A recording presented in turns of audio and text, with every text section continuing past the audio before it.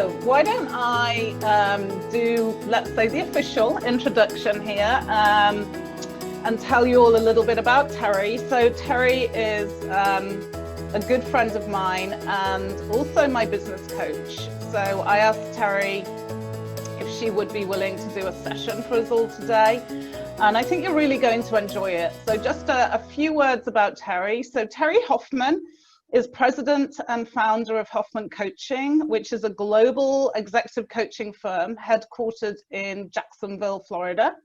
Terry and her team are trusted partners to organizations, leaders, and teams committed to optimizing practices and performance, increasing capacity, and deepening professional satisfaction. She leverages contemporary best practices, including the science of positive psychology, a systems approach to executive and team development, and deep coaching industry expertise to guide elite performers striving to excel and to achieve more of what is critically important to them and their organizations. Her brand promise is to support, challenge, and partner with clients and client organizations as together they drive accountability for extraordinary results. And at Terry actually has very graciously offered to do this webinar and this coaching session, because it's not just a webinar and a presentation, it's actually a coaching session for free for us, so that we could offer it to our membership for free, as we're doing right now during this time. So what we're going to be doing is I'll be sharing some details with you about how you could give Terry a little tip, if you would so wish to, through her Venmo account or through PayPal. So I'll be giving those details in the chat and at the end of the session. And I'll also be giving you Terry's email address, so you could contact her directly, and she can be reached at terry@hoffmancoaching.com. And that's 2 N's in Hoffman. And I know for a fact that you are all going to really enjoy this session. I've been working with Terry for a few months now, and I've also seen another open session of hers via Zoom during this time of COVID, and she's really very, very good at what she does. So I am 100% sure that you will enjoy it, and that you will also take something away, quite a bit away actually, from today's session. So Terry, I'm going to hand it over to you if Rich is able to reshare his screen. Wonderful, Jane. Thank you so much. And hello, everybody. Welcome. Yeah, this presentation was sort of born out of the pandemic, and I think that we all sort of had our own reaction. And my background before I was a coach was in the industry of healthcare. And so in healthcare, when there is an emergency or a crisis or a hurricane or something going on, we immediately jump into action, and there's, you know, clear roles and responsibilities. But since I've kind of gone into business for myself, I don't really have that venue for producing results in times of emergency. So it was interesting to me when the pandemic really took off.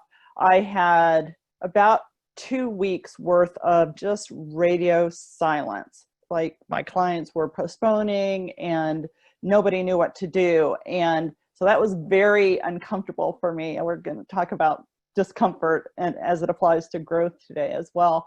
But so I was like, what can I do? And so I had several different opportunities to speak to groups via Zoom and in different venues virtually. And so out of that has become one of my objectives, goals for 2020, is to just touch as many people as possible. I think during this time, it's especially important for us to have a sense of community and for us to have a sense of hope. So, you know, today, what I hope to do is to provide some entertainment for you, some good, solid information based on best practices that you can apply immediately, and a feeling like together we can make it through this and continue going and creating what's meaningful to us and the people around us. So If you, as Jane said, if you have questions, please as we go along, please feel free to place them in the chat. And Jane has so graciously offered to kind of keep an eye on that. So feel free to respond. I will be asking some specific input from you, so that you would put that in the chat as well. My hope, I'm sorry, Terry, I don't know if you saw the note because you probably got the chat closed, but apparently you can share your screen now. Oh, great. So you've got full control. Awesome. We are going to adapt. The word for the day is adapt. Okay. Yoo-hoo. Okay. There we go. Excellent. So that's me. We've already been past that. Housekeeping. I'm so glad that you get to see all my beautiful little pictures that I put together for my presentation. So as I was saying, we will be hopefully having it interactive. My request of you, and I'm the world's worst person about this, but I'm going to ask for you to put down your phone, close your tabs, shut down your email, and just give yourself permission for the next 40 minutes or so to relax, take this in, and really think about where you have come from, where you are now, and where you're hoping to get to. So this is what we're going to talk about today. I think it's super important to get a perspective of where we've been, because our history creates the foundation for where we're going. I want to help you see this time of uncertainty in a different way, and it may be pushing it far, but I call it the gift of uncertainty. We're going to talk about where we are at right now.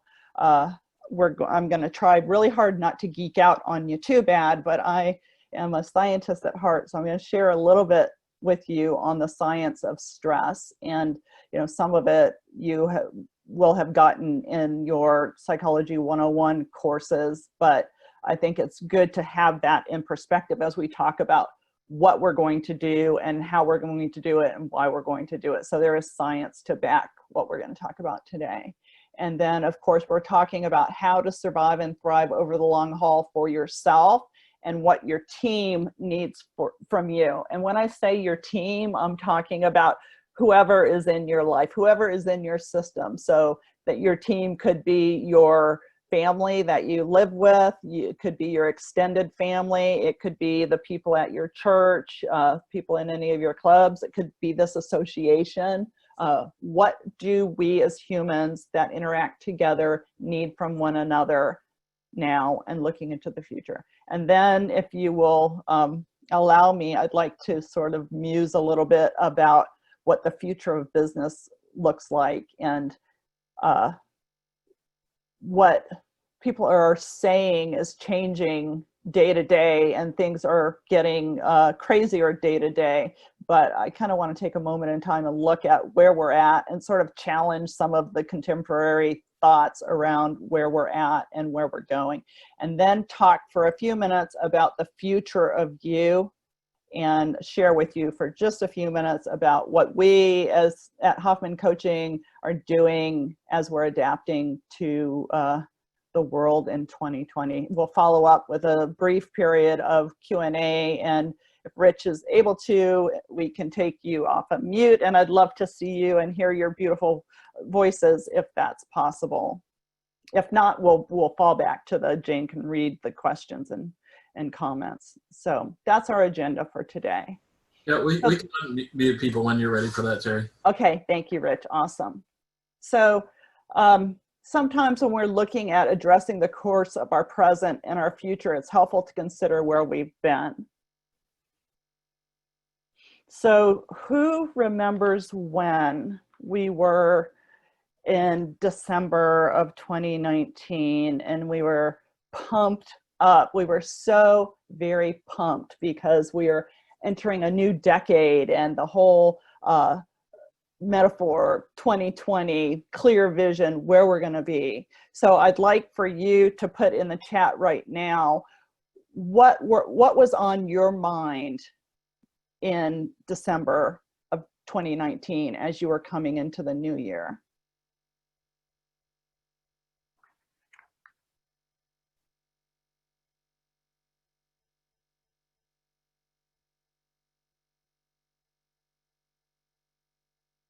Anybody? You're muted, Jane. Sorry, I need to, why do people never remember to do that? So we're getting some nice comments in here. So we have one comment, which is openness to change and growth, continued growth and expansion, excitement on how to continue to build my mystery shopping, and goals, of course. Nice. Very good. Thank you, Jane.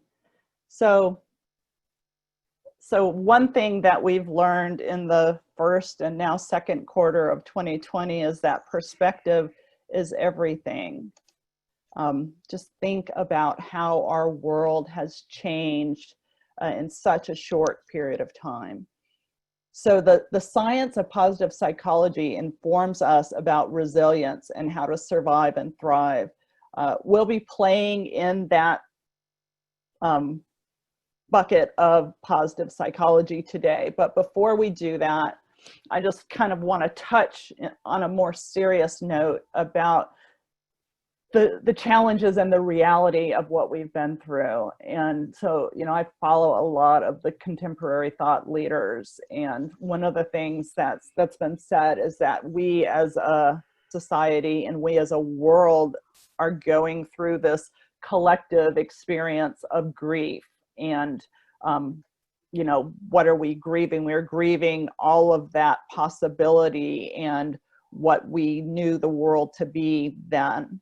And so, you know, if you've been through the process of grief before, you understand that this is sort of like a roller coaster ride, and it can be, you know, you can go through periods where you're like noticing that you're happy and having fun, and then you might feel guilty, and then you might be, you know, just wiped out and exhausted and sad. And that's all part of the grief process and to be expected. And then when you think about it, whether you individually or again, we collectively are experiencing event upon event, it magnifies each event.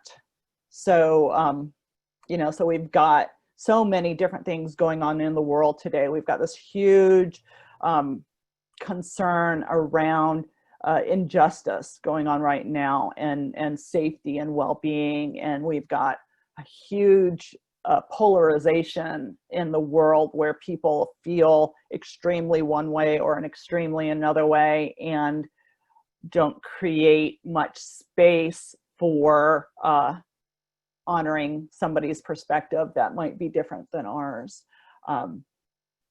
So it's my belief, and science backs it, but it's my belief that our strengths are what will get us through this time. And as humans, we are more apt to look at the areas that we need to fix in ourselves and in others. But the magic through positive psychology is understanding what our strengths are and leveraging those. And that's not to say that we don't need to work on the areas that are developmental opportunities or relative weaknesses, but the real power is in understanding what our strengths are as individuals and collectively.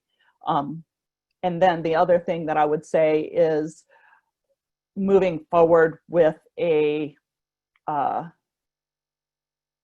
commitment to listen more than you are intending to be right. So having this humble willingness to listen will help us get through this.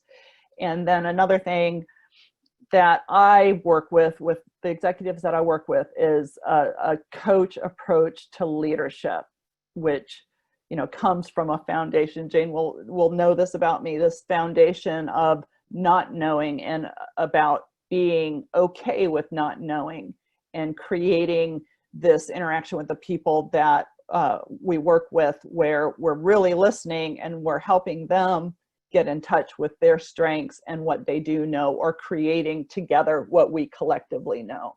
And one thing that I know for sure is that right now, this world needs heroes and sheroes. And so, you know, we need to connect with our superpowers so that we can be the hero or shero that we are intended to be. So people look at me like I've got two heads when I say this, but I think one of the amazing things that has come out of this era is the gift of uncertainty. So I would like for you, again, this is another interactive portion. Think about the last 6 months. And as you think about the last 6 months, what were some surprising positives that came out of the challenges for you?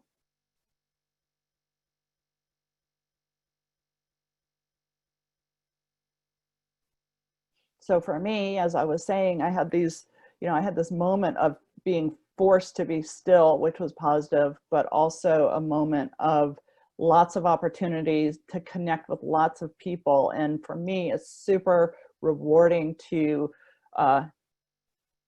get really up close and personal with people and help them uncover and execute using their strengths, and, you know, to do something that's important and meaningful to make the world a better place. Do we have some people that have responded? We got some really nice comments here again. First one is self-reliance. Second one, I didn't realize how much I needed to slow down and rest. I can totally align with that one. Conversations, and I have actually had more time for fun. Very nice. Very nice. And so, you know, I would encourage you, so like with coaching, you get assignments and you can always accept or reject them. But one thing that I would ask you to consider doing as a takeaway is to make a list of positive things that have grown out of this pandemic and the world as it is today.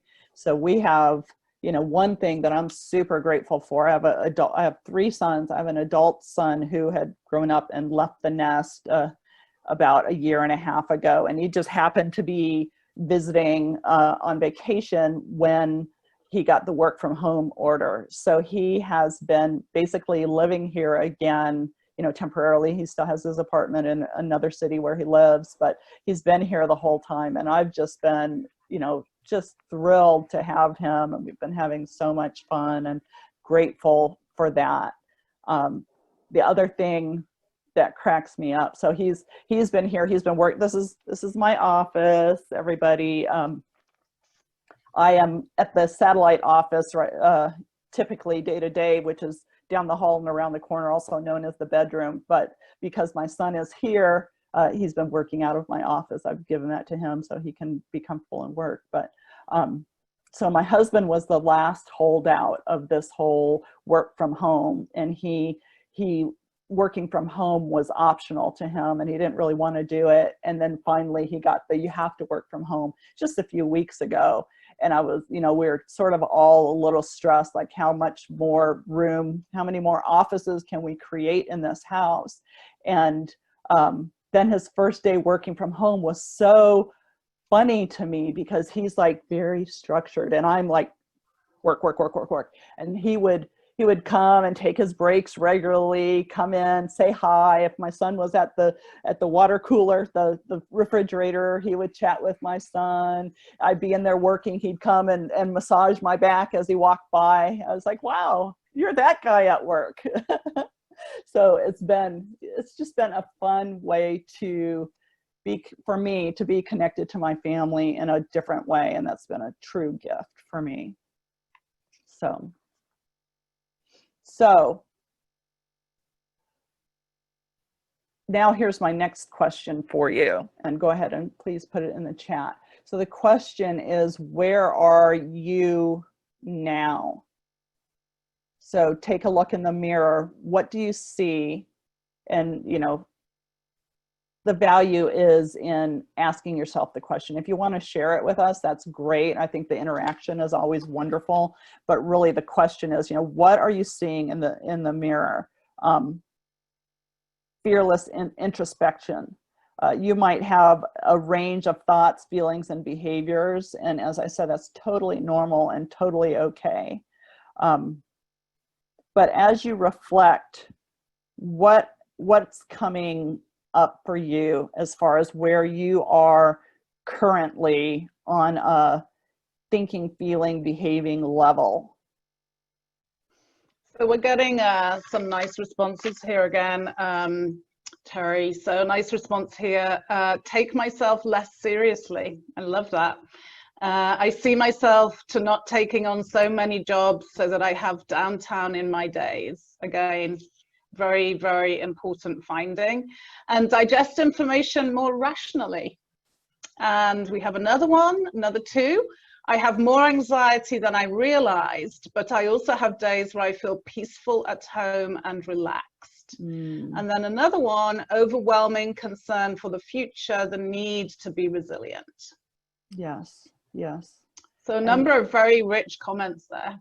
Yeah, yeah. And so, you know, what I'm hearing from my clients is a sense of guilt over being happy sometimes with all the, as I said, with all the loss and pain and torture in the world right now. And as I said before, feeling like you're on a roller coaster ride, which is completely expected, really, given the circumstances. The other thing that I'm noticing more now, and by now I mean in the last few weeks, is that feels like people are getting a sense that you know, we're literally in this for the long haul. And so what's happening is that fatigue is starting to set in. And so people are feeling exhausted. And one of the things that, you know, typically what happens at this point is people are either sleeping too much, not sleeping enough, and feeling exhausted, whether you're sleeping a lot or not sleeping enough.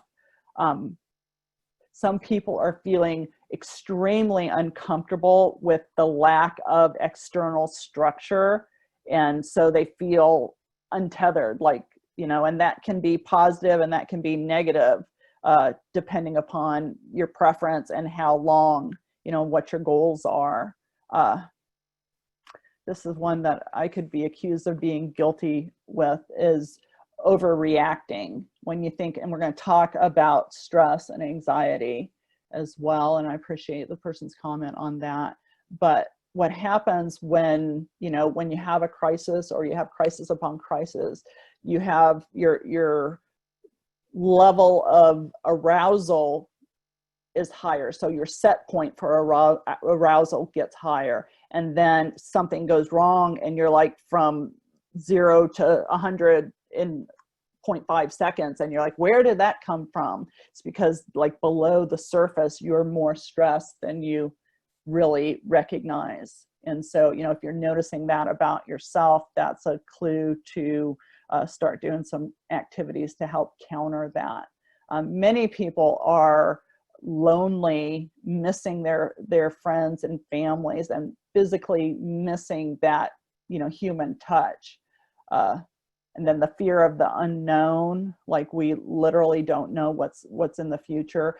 Finances, that's a huge thing, as the, you know, the economy is just unprecedented. It's never been this bad, and people are wondering, you know, how long is it going to take to recover? Are we going to recover? Stressful.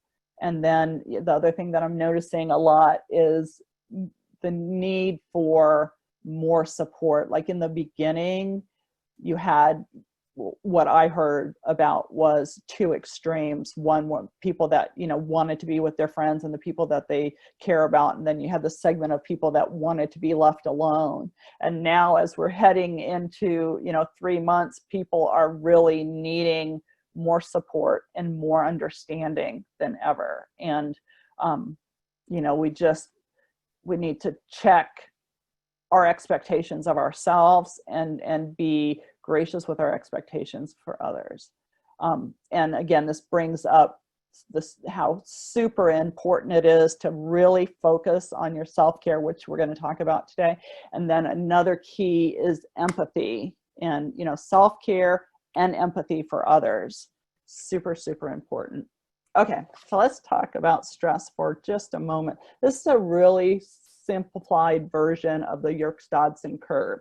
So basically, when you're talking about stress, there's two different kinds of stress: eustress and distress. And so like if we don't have enough stress in our day-to-day life, then we'll be like vegetative. We're bored, we're unhappy, we're logy. And then we kind of, as the stress raises, we get to a point where we can optimally produce. And then as stress gets too far along, we become unproductive again. I've got a more detailed slide addressing this as well, but this is just the concept. So, and again, when you're looking at multiple things happening, you've got stress upon stress. So this is what science tells us physically about, I don't know if you guys can see me moving the little pictures around, but so the fight or flight response, which is a human response, has been around as long as mankind has been around. It's part of the survival instinct. So if you think back to the cavemen, walking along, a saber-toothed lion comes to attack them. They have to immediately respond in order to survive. But so during the fight or flight response, you'll see the decrease in saliva flow. Your pupils dilate. That's functional, right? Because you want to be able to see everything that you can see. Your blood vessels constrict in your skin, and it creates chills and sweating, and that's just really to homeostasis, to help you get regulated. Lungs, your lungs are just automatically oxygenating your body. Your heart beats faster, same purpose. Get the blood flow going, get the oxygen where it needs to be.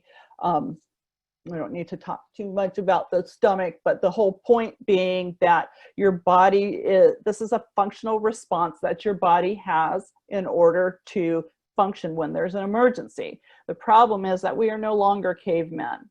And when we get this fight or flight response, occasionally it's helpful to us, but if we're constantly living in the fight or flight response, it physically is not good for our systems. So this is just a few, believe me, there's many, many more, but a few of the effects of chronic stress on our mind, body, emotions, and behavior. Many, many, many illnesses are affected by stress, or exacerbated or caused by stress.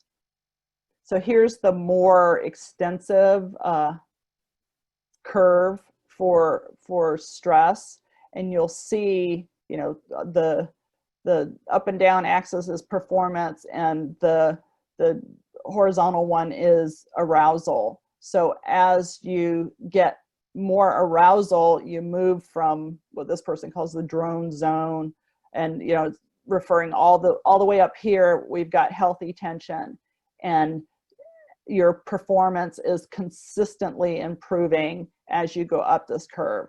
And then this person calls it the C zone, the creative zone. So, there's a lot of research about that zone. Some people call it the flow, like how you can, it's throughout society everywhere. Humans have expressed this experience of flow where you're relaxed, you're focused, you're doing something that you're really good at, and you're at the peak of your capabilities. And, you have to have that particular amount of stimulation in order to help you get there. But once you get past that, then your performance starts to fade. And so here, we're talking about exhaustion. Here is where people are beginning to get exhausted because they've got too much stress and they're not intentionally decreasing the stress, or if they are intentionally decreasing their stress, they can't get ahead of it.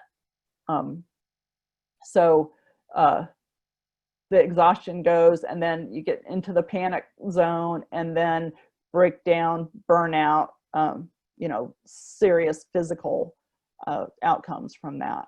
So, what we want to do is be aware of where this diminishing returns is, and make sure that we are actively, as often as it takes, managing our stress to the point where we're not going over this curve. Or if we find ourselves in the exhaustion phase, then we need to put it on our calendar to take some downtime to counteract that. So being aware of it. And how do you know? And you can feel free to put this in the chat. How do you know that you're ending up here? What are the signs for you that you're in this exhaustion zone or beyond the optimal performance zone in your stress? Anybody? I can maybe add my own personal take on that, Terry. We're getting quite a few in here, actually. Get more emotional. I think that's a really classic one, yeah. When I start making mistakes at work, inability to focus, poor reactions. Yeah. And distinguish what you can control and what you cannot. So I guess confusion, yeah. And I was really going to say, it's interesting that you still feel, and I think you touched on it before, Terry, it's that feeling of still feeling tired, even though you're getting more sleep than you used to. It's like, how does that happen? Right. And as I was saying before, I'm a get to action type person. But for me, I know I'm overly stressed as well when the important things start falling through the cracks. That's my wake up call, because, I definitely like to have fun, but I like to execute. And so when talk about stressors for me, when things start falling through the cracks for me, that's a huge stressor. It's a huge wake up call. And I know I've got to go back and fall back to managing my stress, managing my time, managing my behavior. Okay, thank you. So with that in mind, where are we going? And more importantly, what can we do today and on an ongoing basis to make sure that we survive and thrive for as long as it takes? So, we really don't know where we're going, right? We are at a place in time like no other before, where the future is completely, there's so much that we don't know about what's going to happen. And so how do we prepare for that? The world that we previously knew no longer exists. And this is a huge collective existential crisis. So we, it's important for us to make sure that our very basics are cared for, and looking to find or recreate meaning and purpose in our life and in our work. The time is also ripe with opportunities for those who are willing to adapt and innovate. So there's this huge need, an emerging need. But I think that's sort of where the whole timeline comes from, because we've got to honor where we've been, and we've got to be aware of where we are, but we can't be stuck in that, because there's so much to be done, and the opportunities are for us, those of us who are willing and able to adapt and innovate. So let's get back to the basics. So here are some simple ways to look at our needs and the needs of our leaders, our staff, and our customers.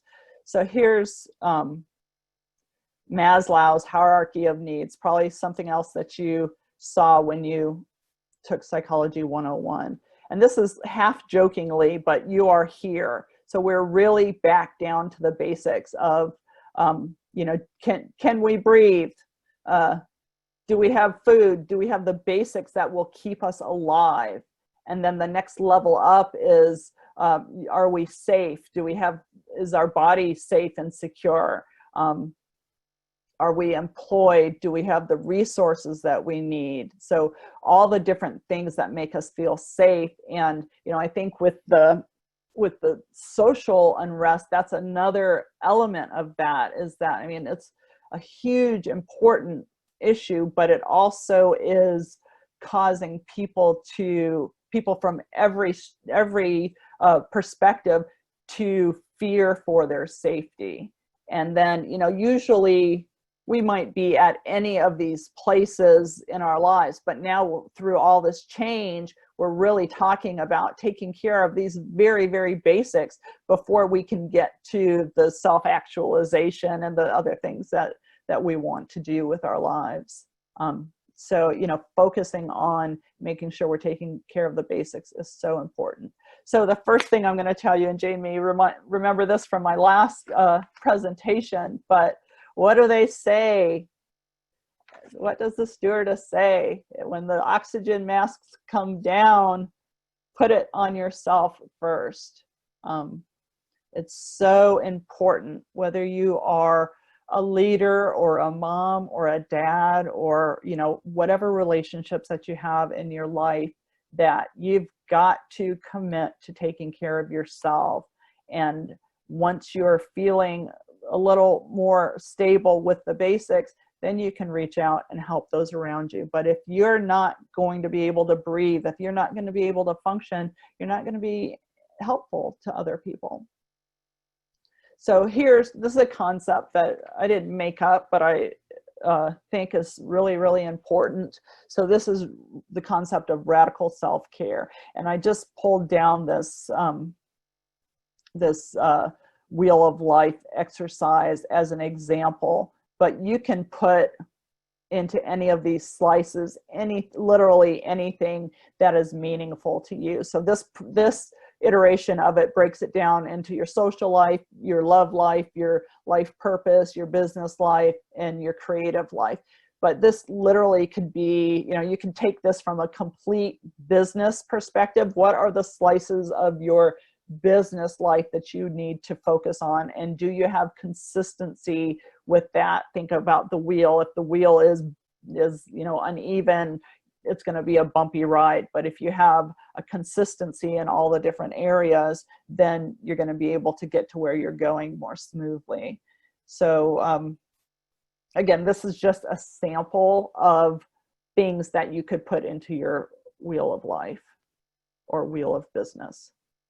And then, and I could go on, I want to be aware of the time, but I could go on forever about practices from positive psychology, but I'm aware of the time, so I want to be really careful to say gratitude. If you get yourself a gratitude journal, put it next to your bed, and every night before you go to bed, you write down 3 to 5 things that you're thankful for. What you will notice as the days go on is that you get up in the morning and you're like, oh my gosh, I got to find something for the gratitude journal. Or, oh, I just saw that, I'm so grateful for it, I'm going to put that in the journal. So what happens is you expand what you're focusing on and what you're grateful for. So it just makes you more aware of what you're grateful for and expands what you're grateful for.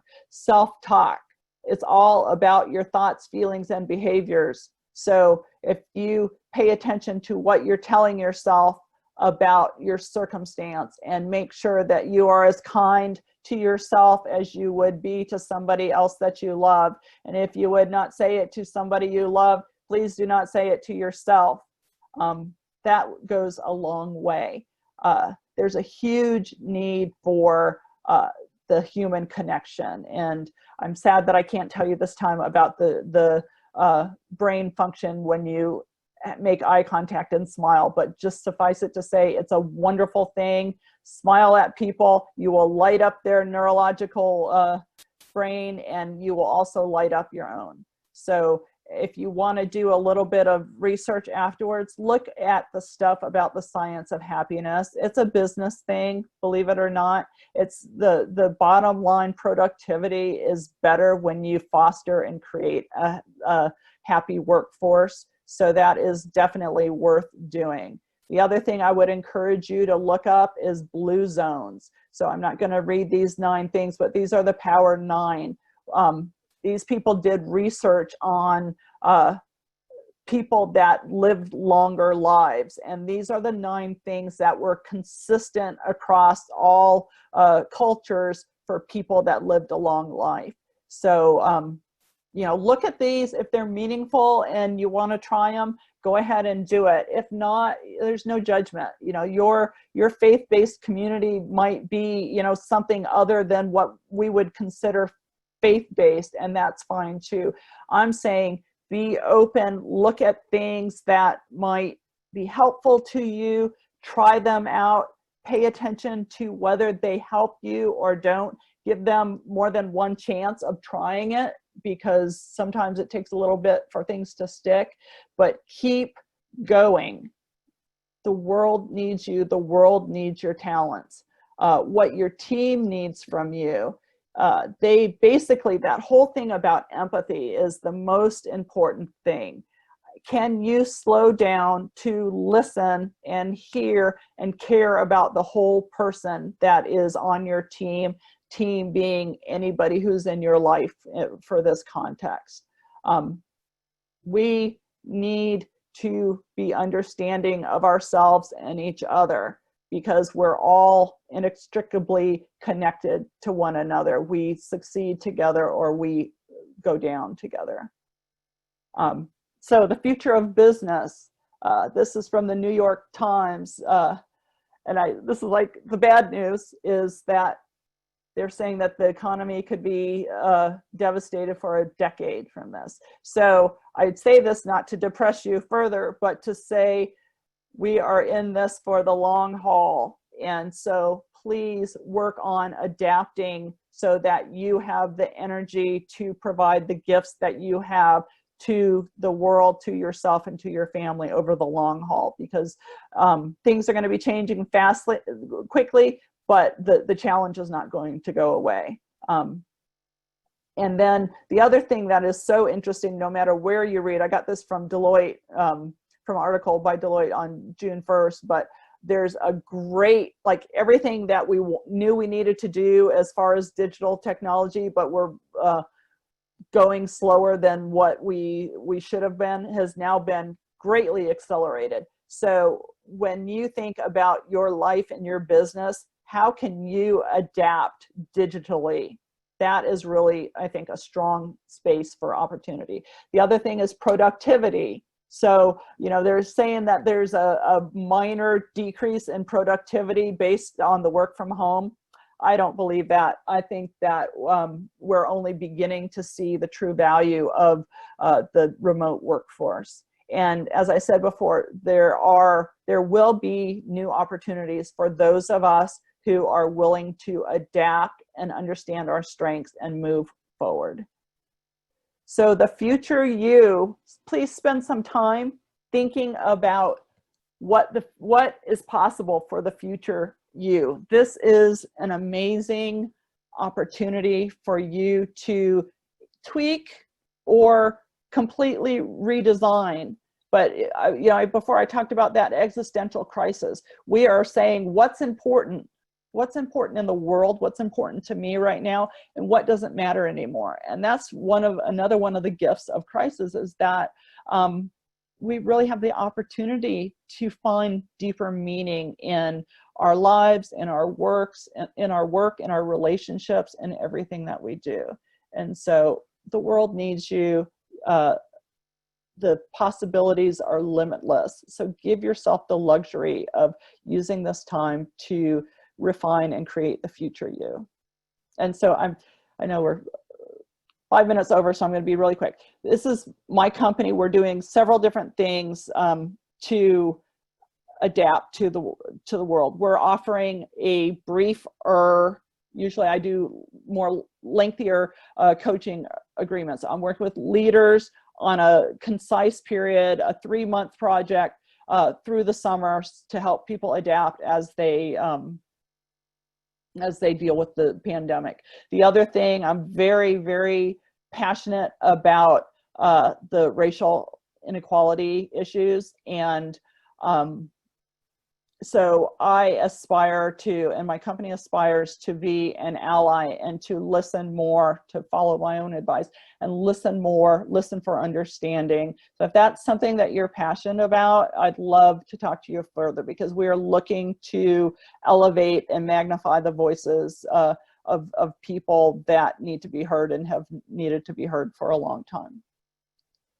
I know we're sort of a little bit over, but this would be the time that anybody could put questions in. We can, you can type them in. We could, if you raise your hand, I think Jane would be more than happy to unmute you if you wanted to comment, add something, have a question. Yeah, I'm on standby. Thanks, Terry. And we're okay for time. I mean, we started a little bit late because we had a bit of a technical. I have a comment here from Karen. Enjoyed the information. Great reminders. Thank you, Karen. Thank you, Karen. Does anybody have any questions? I'm sure Terry would be willing to take questions after the fact as well. But does anyone have any questions? Anything piqued your interest here? Or would you like to make a comment about some of the things that you heard today that may be new to you? And maybe if you want to share just maybe something that you might do differently tomorrow after Terry's presentation. Or if you have a different perspective, you know, I'd love to hear that as well. Got some more comments here. No questions, but this was great. Almost felt like a mini counseling session. It's really nice. Thank you. And no questions, but thankful for your time. And then we do have a question here. I am from Scott. I'm curious what any other MSPs are seeing or considering in terms of better leveraging technology to combat loss of revenue during COVID or due to COVID. So Scott, I can probably answer that because we started a series of webinars for evaluators on technology and to kind of give them hints and tips and train them up on some of the applications out there. But we did talk with the board or with the other board members about putting on some sessions really on technology. So just watch this space, and there may be quite soon some new webinars and certifications coming up. But if anyone's got any other comments or questions, then just give it a second. And then again from Scott, great, thanks for your time, super presentation.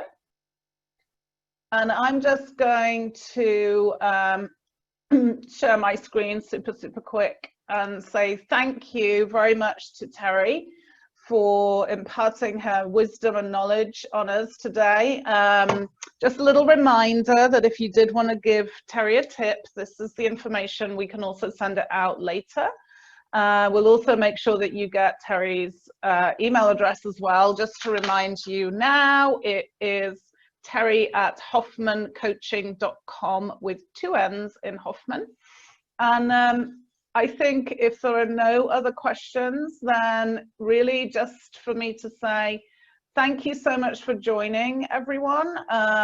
Thank you for your time, and really thank everyone very much for participating. I actually thought that we got some really great Q&A and comments in there in the chat. So want to thank everyone for being engaged and interactive as well today. And thank you so very much, Terry. Absolutely, my pleasure. Thank you for having me, and thank everybody for coming. And you know, if you have any thoughts or questions, I'd be more than happy to hear from you and love to have a conversation. Just another last comment from Tessa. Yes, thank you for taking the time to do this. So thank you everyone for your appreciation, but I really enjoyed it, Terry. Thank you. Absolutely. Thank you.